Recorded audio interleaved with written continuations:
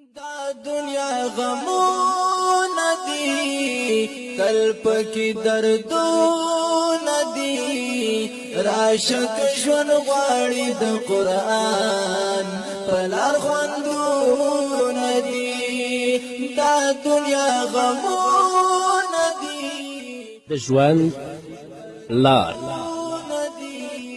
زمن د نن ورځې د خپرونې موضوع بیا هم ناوړه ګناهونه. دلته زندګي د یو څو ورځو ده دلته زندګي د یو څو ورځو ده بیا ترې رخصتونه دي. بسم الله الرحمن الرحيم. الحمد لله رب العالمين حمد الشاكرين. الصلاة والسلام على سيد الأنبياء والمرسلين سيدنا ونبينا وشفيعنا ومولانا محمد وعلى آله وأصحابه الطيبين الطاهرين. قدرمنو اوریدونکو د ژوند د لارې د خپرونې مینوالو، السلام علیکم ورحمة الله وبرکاته. ستاسو روغتیا او خوشحالي د پاک رب نه غواړم په دې هیله چې د صحت او عافیت جامې پر تن ولرئ او خوشحالي مو په برخه وي.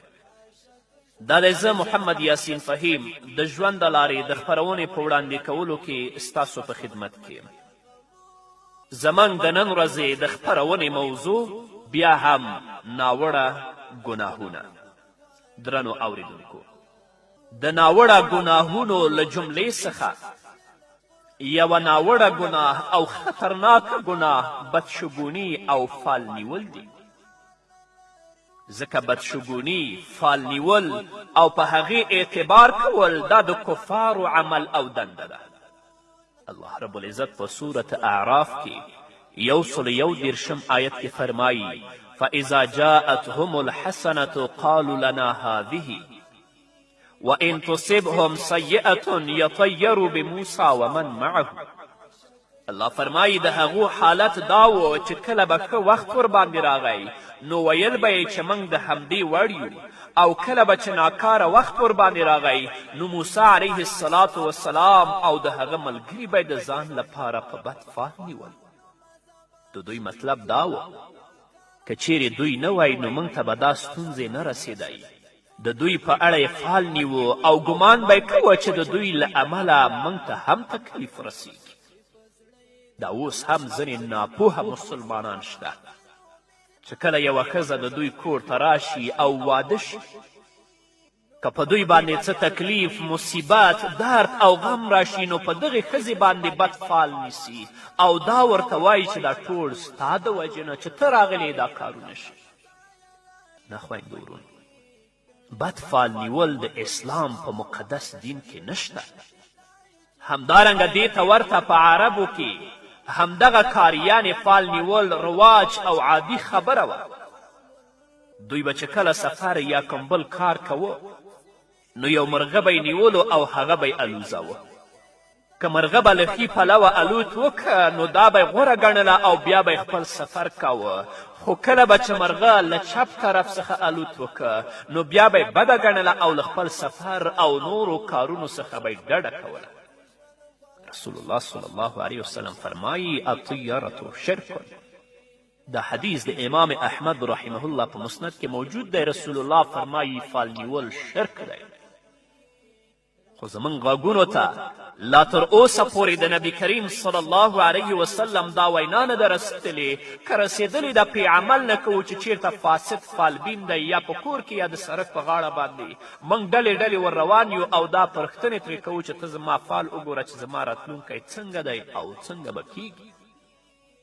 خو دا ناپوهه په دې نه پوهیږي چې علم غیب دا د الله صفت دی، غیر د الله رب العزت نه بل څوک په غیبو باندې نه پوهیږي.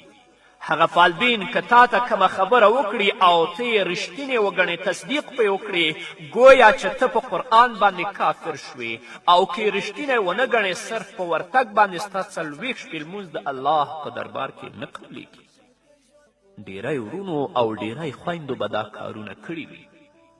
خو همدا اوس چې زما دا خبرې اورئ زه تاسو ته د محمد رسول الله پیغام در رسوم، همدا اوس توبه وباسئ، الله رب العزت ته رجوع وکړئ، د خپلو تیرو ګناهونو بخښنه د الله رب العزت نه وغواړئ چې الله در باندې رحم وکړي. او زموږ په خلکو کې په ځانګړې توګه په خویندو کې دا خبره هم ډیره رواج ده چې فلانی تعویزګر تعویزونه وباسي، هغه ته ورځو او ترې پوښتنه کوو چې په موږ باندې چا تعویزونه کړي او تې راته وباسي. هغه فاسد تعویزګر خو ستاسې د جیبونو غل دی، ستاسو د ایمان او د عقیدې غل دی. هغه د دنیا څو محدودو پیسو لپاره یو کس تاسو لپاره تورن کوي چې فلانی یا فلانکي په تا باندې تعویز کړی او هغه غل بل غل خپل تر څنګ کښېنولی تعویز را وباسي چې دغه دی تعویز مې درته راوویست. نه خویندو او ورونو، په غیبو باندې غیر د الله رب العزت نه بل څوک نه پوهېږي. د داسې د دین غلو او د خپلو د جیبونو غلو په خبرو باندې کله هم عقیده مه کوئ، کنی الله رب العزت درنه ناراضه کیږي او د آخرت په ورځ به د الله په حضور کې درېږئ، الله رب العزت به درنه سخته پوښتنه کوي. همدارنګه ډیری داسې خلک شته چې ځینې میاشتې منحوسې بولي. د بیلګې په توګه د سفر په میاشت کې نکاح غلطه او خرابه بولي.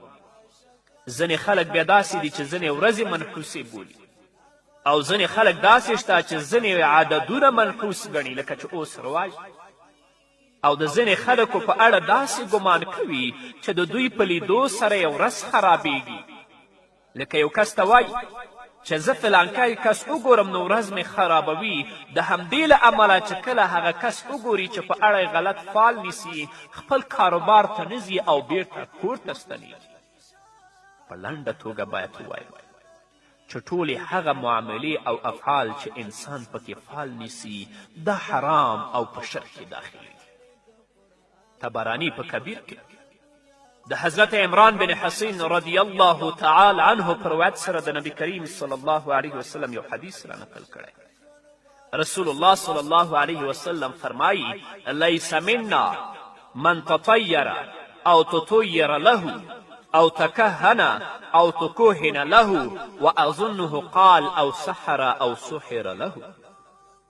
رسول الله صلی الله علیه وسلم فرمایی هغه کس له موږ څخه نه دی چا چې فال ونیوه یا د چا لپاره فال ونیول شو، او چا چې کهانت وکړه یا د چا لپاره کهانت وکول شو. راوی وایي زما په خیال رسول الله صلی الله علیه وسلم دا هم وویل او چا چې جادو وکړه یا د چا لپاره جادو وکول شو. څوک چې په دې کار کې واقع شي یا یې کړی وي د هغې لپاره د کفارې لارښودنه د عبدالله ابن عمر رضی الله تعالی عنهما په دې روایت شوي حدیث کې شته چې امام احمد رحمه الله په خپل مسند کې روایت کړی، اگر که ضعیف دی. هغه فرمایي من ردته طیرته من حاجة فقد أشرك. قالوا يا رسول الله صلى الله عليه وسلم ما كفارة ذلك؟ قال أن يقول أحدهم اللهم لا خير إلا خيرك ولا طير إلا طيرك ولا إله غيرك.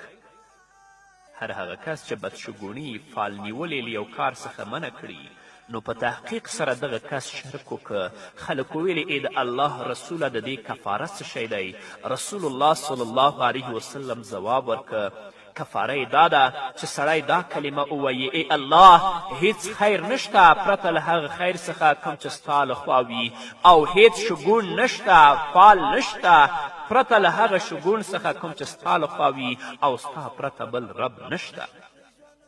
اللهم لا خیر الا خیرک ولا طیر الا طیرک ولا اله غیرک.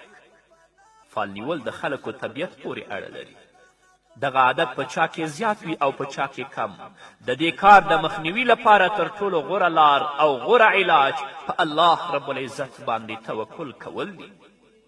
ابن مسعود رضی الله تعالی عنه په دې اړه فرمایي لکه چې ابو داود قول را نقل کړی زموږ په نفسونو کې هم کله ناکله لږ او ډیر دغه کار منځته راځي، خو د الله رب العزت د توکل په وسیله هر څه له منځه ځي. الله رب العزت دې موږ ته توفیق راکړي چې موږ د الله رب العزت د دین پابند شو، د الله رب العزت کلام واورو د محمد رسول الله صلی الله علیه وسلم ویناوې واورو چې الله او محمد رسول الله موږ ته څه پیغام لري د دین په اړه او موږ لا هم تر اوسه پورې په کومو شرکي عملونو کې ګرفتار یاستو. الله دې زموږ په حال باندې رحم وکړي. همدارنګه د ناوړه ګناهونو له جملې څخه یوه ناوړه ګناه او لویه ګناه د الله رب العزت له نوم پرته په بل نوم قسم کول دي. مخلوقات دا واک او اختیار نه لري چې پرته د الله رب العزت څخه د بل چا په نوم باندې قسم وکړي. انسان ته دا واک او اختیار نشته چې هغه پرته د الله رب العزت څخه د بل چا په نوم قسم وکړي. بیا هم ډیر داسې خلک شته چې هغوی تل پرته د الله رب العزت د نوم څخه د بل چا په نوم قسمونه کوي، په داسې حال کې چې قسم د تعظیم یو ډول دی چې پرته د الله رب العزت څخه یې بل څوک وړ نه دي. د بخاري حدیث دی. راوی د حدیث حضرت عبدالله ابن عمر رضی الله تعالی عنهما دی. هغه فرمایي چې نبی کریم صلی الله علیه وسلم وفرمایل: الا ان الله ینهاکم ان تحلفوا بآبائکم فمن کان حالفا فلیحلف بالله او لیصمت. خبر اوسئ، الله رب العزت تاسې منع کړي یاست چې تاسو د خپلو پلرونو په سر قسم وکړئ. هر څوک چې قسم کول غواړي هغه د یوازې د الله رب العزت په نوم قسم وکړي یا د چوپ پاتې شي. خو نن ورځ پیر د مرید په سر باندې قسم کوي او مرید د پیر په سر باندې قسم کوي. د هر څه متصرف دا پیر ګڼي الله یې هیر کړی دی چې الله به څه کوي. همدارنګه امام احمد رحمه الله په خپل مسند د حضرت عبدالله ابن مسعود رضی الله تعالی عنه په روایت سره د نبی کریم صلی الله علیه وسلم یو حدیث را نقل کړی. رسول الله فرمایي: من حلف بغیر الله فقد اشرک. چا چې پرته د الله رب العزت څخه په بل چا قسم وکړه هغه شرک وکړه. نو په زیارت باندې او په پیر باندې قسم مه کوه، په ولی باندې قسم مه کوه. که چیرته تا ته د قسم اړتیا پیښیږي نو د الله رب العزت په نوم باندې قسم وکړه چې د شرک نه ووځې. د همدې خبرې د وضاحت لپاره د رسول الله صلی الله علیه وسلم یو بل مبارک حدیث وړاندې کوم چې دا هم ابي داود په کتاب الایمان والنذور کې را نقل کړی. رسول الله فرمایي: من حلف بالامانة فلیس منا. چا چې په امانت قسم وکړه هغه له موږ څخه نه دی. نو د نبی کریم صلی الله علیه وسلم د دې ګڼو احادیثو څخه موږ ته دا خبره څرګندیږي چې په کعبه امانت، عون، برکات، بریالیتوب د نبی په شان، د ولی په شان، د په زیارت د مور او پلار او مرګلو له ډلې څخه د هیچا په سر قسم کول روا نه دي. دغه ډول قسم د قرآن او مبارکو حدیثو په رڼا کې حرام او ناروا دی. که څوک غیر د الله رب العزت د نامه نه په بل څیز باندې قسم کوي دی ناروا عمل کړی او هغه ته د ځان غم په کار دی. هر کس چې دا ډول قسم وکړي نو هغه ته پکار ده چې د کفارې د ادا کولو لپاره لا اله الا الله کلمه ووایي. نو درنو اوریدونکو مسلمانانو ورونو او خویندو راځئ د الله رب العزت کلام واورئ. د محمد رسول الله صلی الله علیه وسلم مبارکې وینا واورئ چې الله خپلو بندگانو ته او نبی کریم صلی الله علیه وسلم خپلو امتیانو ته څه پیغام لري، څه ویناوې لري او موږ په کومو کړنو او کومو عملونو کې گرفتار یو چې د الله د ویناو او د نبی کریم صلی الله علیه وسلم د ویناو نه خلاف دي. الله رب العزت دې زموږ په حال باندې رحم وکړي. په همدې هیله درنو اوریدونکو نور به واورو خو دې وې دمې نه شوکت علی د حق په لاره کې ډېر که تکلیفونه دي دومره یې اجرونه دي. نور عاشق ژوند غواړي د قرآن په لار خوندونه دي. دا دنیا غمونه دي تل پکې دردونه دي. عاشق ژوند غواړي د قرآن په لار خوندونه دي. دا دنیا غمونه دي تل پکې دردونه دي راشک ژوند غواړي د قرآن په لار خوندونه دي دلته زندګي د یو څو ورځو ده دلته زندګي د یو څو ورځو ده بیا ترې رخصتونه. درنو اوریدونکو بیا هم زموږ سلامونه ومنئ. د ناوړه ګناهونو له جملې څخه یوه ناوړه ګناه او لویه ګناه هغه پټې شرکي او حرامې کلمې دي چې زموږ د اکثرو ورونو او د خویندو په ژبو او په خولو باندې جاري دي. څو داسې امور او کلمې شته چې په حقیقت کې شرکي او حرامې دي خو بیا یې هم خلک نه شرکي بولي او نه حرامې او دغه کلمې تر ډیره پورې له ژبې سره تړاو لري.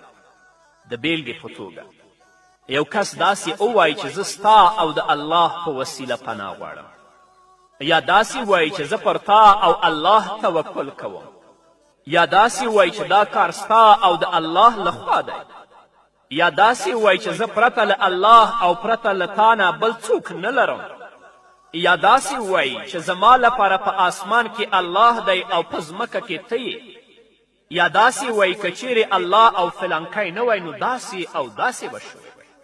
دغه بیلګې چې ما تاسو ته وړاندې کړلې دا ټولې شرکي او حرامې کلمې دي. د دې ونه درنو اوریدونکو ځان وساتئ. د دې کلماتو د استعمال سمه طریقه دا ده چې انسان داسې وایي زه په الله سره پناه غواړم بیا ستا پناه غواړم یعنی د او د لفظ پر ځای د بیا لفظ ووایي. د هر څه نه د مخکې دوی ځان په الله باندې سپاري. ځینې داسې خلک هم شته چې وایي زه د اسلام څخه بری یم یا داسې وایي چې اوف د زمانې ناکامي. نو په دې کې هغه ټولې کلمې شتون لري چې زمانې ته پکې کنځل شوي وي. د بیلګې په توګه څومره خرابه زمانه ده یا داسې وایي چې څومره منحوس وخت راغی یا داسې وایي چې ډیره غداره زمانه ده یا داسې نورې کلمې. دغه کلمې په دې خاطر شرکي دي چې زمانې ته شکنځل کول یا کنځل کول داسې معنا ورکوي لکه چې څوک الله رب العزت ته کنځل وکړي ځکه په دې ټول پوهیږي چې زمانه الله رب العزت پیدا کړې ده. همدارنګه هغه نومونه ایښودل او اخیستل چې په هغې کې د عبد لفظ راځي یعنی پرته د الله رب العزت د نوم او صفاتو څخه د بل کوم نوم څخه وړاندې د عبد لفظ کارول شوی وي. د بیلګې په توګه یو کس په چا باندې نوم دی عبدالمسیح یا عبدالنبی یا عبدالحسین یا عبدالګل یا عبدالرسول او داسې نور یا عبدالمحمد دا ټول حرام او ناروا دي. دې ته ورته هغه نوي اصطلاحات او عبادات هم انسان د شرک تر درجې رسوي په کومو کې چې د غیر الله په طرف اشاره او د توحید خلاف دي. د بیلګې په توګه وایي اسلامي اشتراکیت یا اسلامي جمهوریت د عوامو اراده د الله اراده ده او په ځینو کې دا هم رواج ده چې وایي چې د عوامو زور د الله زور دی دین د الله دی او وطن د ټولو دی او داسې نور. دا ټول هغه اصطلاحات او کلمې دي چې سړی په شرک کې ښکیلوي. ډیری داسې خلک شته چې یو انسان ته د ملک الملوک نوم اخلي شهنشاه ورته وایي د شهنشاه لقب ورکوي هغه په همدې ډول نومونو نوموي لکه یو کس وایي چې زه شهنشاه یم. دا ټولې ناروا او حرامې کلمې دي. هغه څوک چې د الله رب العزت په وحدانیت باندې او د محمد رسول الله صلی الله علیه وسلم په رسالت باندې عقیده لري باید د دې شرکي کلمو او ناروا کلمو نه ځان وژغوري تر څو د آخرت په ورځ د الله رب العزت په حضور کې مسئول نه اوسي. همدارنګه درنو اوریدونکو د ناوړه ګناهونو له جملې څخه یوه ناوړه ګناه او سخته ګناه منافقانو او فاسقانو سره ناسته ولاړه. ډېر داسې خلک شته چې په زړونو کې قوي ایمان نه وي زړه یې د قوي ایمان له قوت څخه برخمن نه وي. د هغو خلکو په مجالسو او غونډو کې کینی چې پرته له فحشا فسق او فجور څخه پکې نور څه نه تر سترګو کیږي. لوی مفسد به وي خو شتمن به وي هم به ملا ورسره ناست وي هم به امي ورسره ناست وي لوی فاسق فاجر او فاحش به وي خو قدرت و پیسې به لري ټول به د څنګه راتاویږي خو د هغه ایمان ته نه ګوري. ځینې وخت خو د داسې خلکو سره په مجلس کې کینی چې د الله رب العزت د دین او آیتونو پورې پکې ملنډې وهل کیږي. په دې کې هیڅ شک نشته چې په داسې مجالسو او غونډو کې ناسته ولاړه حرامه او ناروا ده او پرته له دې چې د انسان عقیده پکې خرابه شي نور څه نه ترلاسه کیږي. همدې خبرې ته الله رب العزت په سورة انعام کې 88 آیت کې اشاره کوي، فرمایي واذا رأیت الذین یخوضون فی آیاتنا فاعرض عنهم حتى يخوضوا في حديث غيره وإما ينسينك الشيطان فلا تقعد بعد ذكرى مع القوم الظالمين.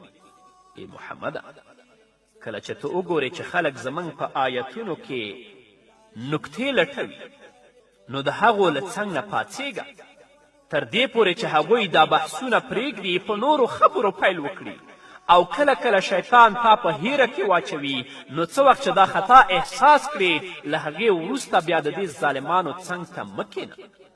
د دې مبارک آیت څخه دا خبره په ډاګه کیږي چې د هغو خلکو سره ناسته ولاړه روا نه ده کوم چې د الله رب العزت د دین او آیتونو پورې ملنډې وهي که څه هم د هغو مجالس ډیر خوندور او په زړه پورې وي. داسې مجالس باید رد کړی شي، له هغې انکار وشي، په یو صورت کې ورسره کښېنه چې هغه ته د نیکي په لور بلنه ورکړي. خو که چیرې دغه ناسته هغوی سره د هغو په کارونو او عادتونو رضا او خوښي په صورت وي نو داسې ناسته او ولاړه هیڅ جواز نه لري او د اسلامي شریعت لخوا حرام او ناروا عمل دی. ځکه الله رب العزت په سورة توبه کې 96 آیت کې فرمایي فإن ترضوا عنهم فإن الله لا يرضى عن القوم الفاسقين. نو که چیرې ته له هغو سره راضي هم شي نو یقینا الله رب العزت له فاسق قوم څخه نه راضي کیږي. که ته ترې راضي شي الله رب العزت فاسق قوم نه کله نه راضي کیږي. نو درنو اوریدونکو مسلمانانو ورونو او خویندو په ځانګړې توګه زما ځوانانو ورونو چیرته چې د قرآن مجلس وي په هغه مجلس کې ګډون وکړئ. چیرته چې د نبی کریم صلی الله علیه وسلم د احادیثو مجلس وي په هغه مجلس کې ګډون وکړئ. چیرته چې د علماو مجلس وي په هغه مجلس کې ګډون وکړئ. چیرته چې دینی خبرې کیږي په هغو مجالسو کې ګډون وکړئ. هغه مجالس چې د فساد فحشا او منکراتو په نیت باندې جوړیږي په دې مجالسو کې شرکت مه کوئ ځکه الله رب العزت د دې نه منع کړي. د آخرت په ورځ به بیا الله رب العزت تاسې د دوی په صف حشر کوي. چیرته چې د نسا مجلس وي، چیرته چې د موسیقي مجلس وي، چیرته چې د فسق و فجور مجلس وي زما ځوانانو ورونو ترې ډډه وکړئ. د الله پیغام او د محمد رسول الله صلی الله علیه وسلم احادیث واورئ، په هغو باندې عمل وکړئ چې الله درنه راضي شي. ځکه د دنیا ژوند ډیر لنډ او محدود ژوند دی او که خدای مکړه خپل ژوند په همدې غفلت کې سر تیسو او په داسې فاسدو مجالسو کې ګډون کوو نو یو ورځ به مرګ موږ ته رارسیږي. بیا به الله رب العزت رانه پوښتنه کوي. الله رب العزت ته به بیا هیڅ ځواب نه لرو. الله دې زموږ ورونو او خویندو مشرانو او کشرانو ټولو ته د نیکې لارې هدایت وکړي. په همدې هیله درنو اوریدونکو دا وه زموږ د نن ورځې خپرونه چې ستاسو درانه حضور ته وړاندې شوه. تر بلې خپرونې پورې چې زه بیا هم ستاسو درانه حضور ته راځم تاسو ټول په لوی او بښونکي الله سپارم. پاتې ژوند مو نیکمرغه، ښاد، بریالي او کامیاب اوسئ. دنیا غمونه دي تل پکې دردونه دي راشه که ژوند غواړي د قرآن په لار خوندونه دي. دلته زندګي د یو څو ورځو ده، دلته زندګي د یو څو ورځو ده، بیا ترې رخصتونه دي سخت د ګور مزلونه دي راشه که ژوند غواړي د قرآن په لار خوندونه دي. دا دنیا غمونه دي تل پکې دردونه دي راشه که ژوند غواړي د قرآن په لار خوندونه دي.